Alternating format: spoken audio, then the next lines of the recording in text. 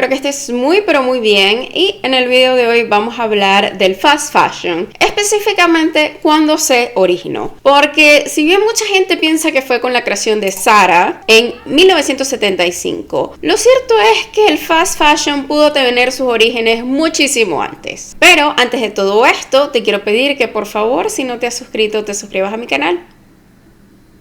Dale click.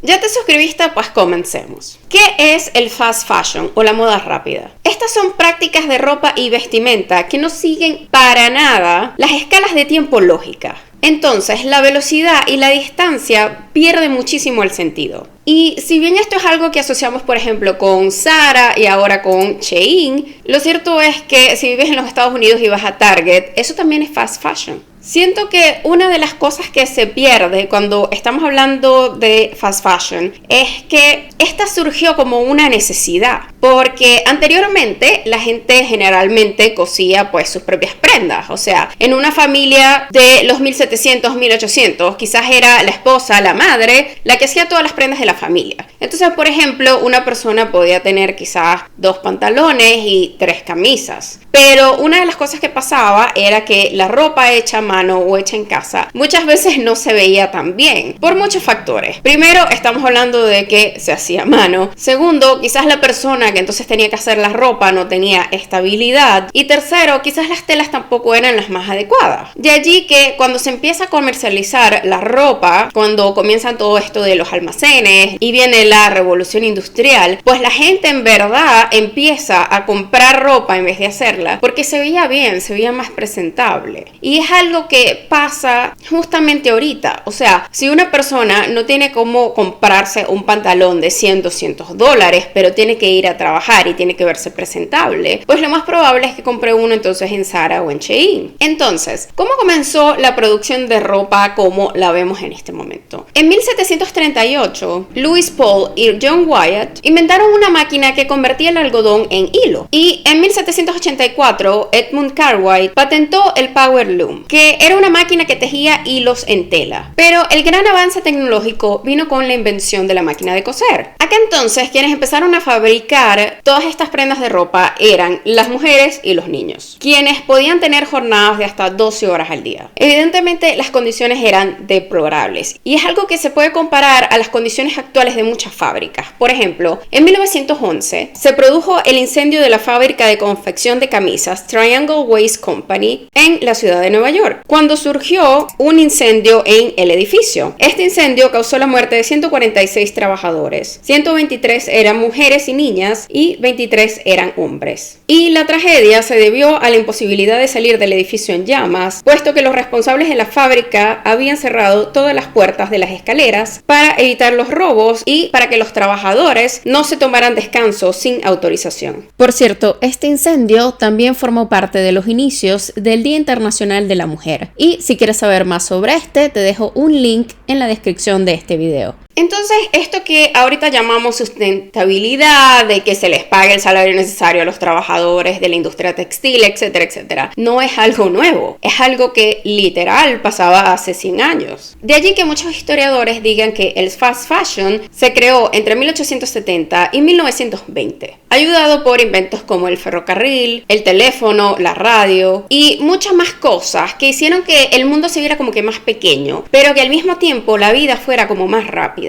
Acá se hizo una gran distinción. Por ejemplo, estaban las mujeres de clase alta, que entonces eran las que iban a sus costureras y pues bueno, se hacían vestidos que eran más a sus medidas, etcétera, etcétera. Y luego estaban las mujeres que eran como que más clase media, que básicamente copiaban estos vestidos. Quizás la tela no era tan buena calidad, quizás las medidas pues bueno, no eran tan exactas, pero lo cierto es que el mercado vio aquí potencial y por ejemplo, en 1920 uno de los almacenes del momento, Marshalls Field, comenzó a vender dúplicas de estos vestidos y los vendía por el precio de 25 dólares, que si los comparamos al precio original de 75 dólares, lo cierto era que evidentemente era mucho más accesible. Este estilo de negocio fue tan exitoso que la administración de Roosevelt en los Estados Unidos creó un proyecto para estandarizar las medidas de las mujeres. Y fue así como desde julio de 1939 hasta junio de 1940 se midió a las mujeres estadounidenses para formular el tamaño promedio. Todo esto para ahorrar modificaciones y reducir las devoluciones de la ropa. Acá muchas organizaciones empiezan a encuestar a la gente acerca de cuántas prendas de ropa tenían. Y por lo menos en la década de 1920-1930, la gente generalmente tenía que sí, 2 pantalones, 3 camisas, etcétera, etcétera. O sea, eran muy pocas prendas. Creo que ahorita si hiciéramos lo mismo, no bajaríamos de 50 prendas por persona. Si incluimos los zapatos, las carteras, la ropa íntima, etcétera, etcétera. Acá empieza a ver el auge de las ventas por catálogo. Y podemos ver catálogos como el de la tienda Montgomery Ward, con un montón de páginas, más de 100 prendas a la venta. Y evidentemente todo esto le crea una concepción a la gente de wow, tengo muchas opciones. Y no solo esto, sino que ahora es muchísimo más fácil comprar. Simplemente puedo pedir por el catálogo. Imaginen algo así como Amazon, pero sin el internet. Y esto, al igual que Amazon, era muy importante, sobre todo para la gente que vivía en áreas remotas, donde, pues bueno, quizás no tienes muchas opciones, incluso ahorita, para comprar ropa. Y también pasaba como ahorita, que era que, pues bueno, esas prendas no estaban dedicadas a durar. Ahora bien, para la década de 1960, los fabricantes de ropa en los Estados Unidos comenzaron a pensar en la idea de disminuir los costos. Y es acá cuando empiezan a instalar la producción en el extranjero. Y para la década de 1990, con todo esto de los convenios y los tratados, pues la importación de la ropa terminó siendo más ventajosa para los empresarios que la confección en esos países. Y es como actualmente vemos todas estas fábricas en lugares como Bangladesh que no tienen regulación y por tanto la mano de obra es súper barata. Ahora, ¿recuerdan el incendio que les mencioné que pasó en 1911? Pues esto fácilmente lo podemos comparar al 2013, 100 años después, cuando una fábrica se derrumbó en Bangladesh, matando a 1.129 trabajadores. Fue básicamente lo mismo. Los trabajadores estaban diciendo que, pues bueno, el edificio no estaba en muy buenas condiciones, los empresarios no les prestaron atención y eventualmente la fábrica se desplomó. Entonces, al final, esto es un tema que siempre ha pasado en la industria de la moda. El problema es que ahora están como que fuera de la vista. Ahora no es algo que tu amiga te llega al trabajo y te dice, estoy pasando 10 horas en la fábrica trabajando, sino que pues bueno, es gente que vive en otro país, que quizás tú ni puedes reconocer en un mapa, y tú dices, bueno, al final yo también necesito usar ropa. Y acá no quiero decir que, pues bueno, si tú compras algo del fast fashion, pues ya, o sea, tienes que, no sé, ir a la iglesia a repetirte de todos tus pecados. No, porque evidentemente es el sistema en el que estamos. Pero sí hay que pensar un poquito más en lo que consumimos. ¿Necesitas 20 camisas realmente para ir al trabajo?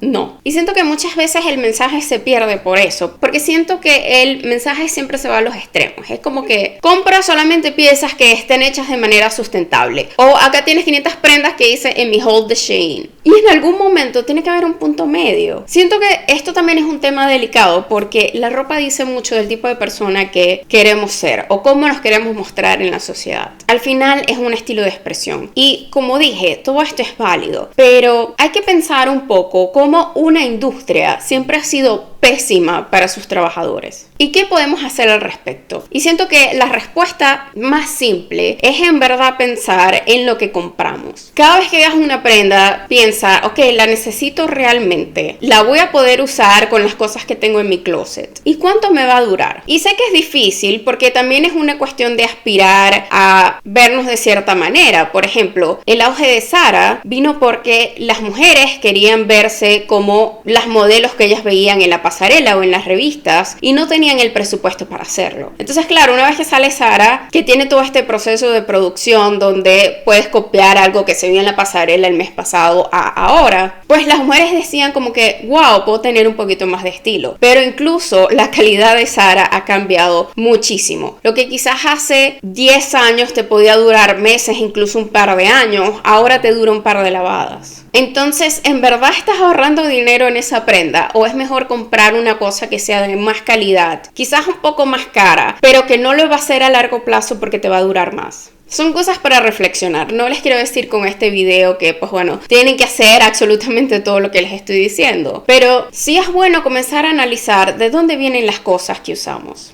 Pero bueno, ¿qué te parece todo esto? Déjamelo en los comentarios. Si te gustó este video, como siempre, no olvides darle me gusta, compartirlo, suscribirte al canal y nos vemos en la próxima.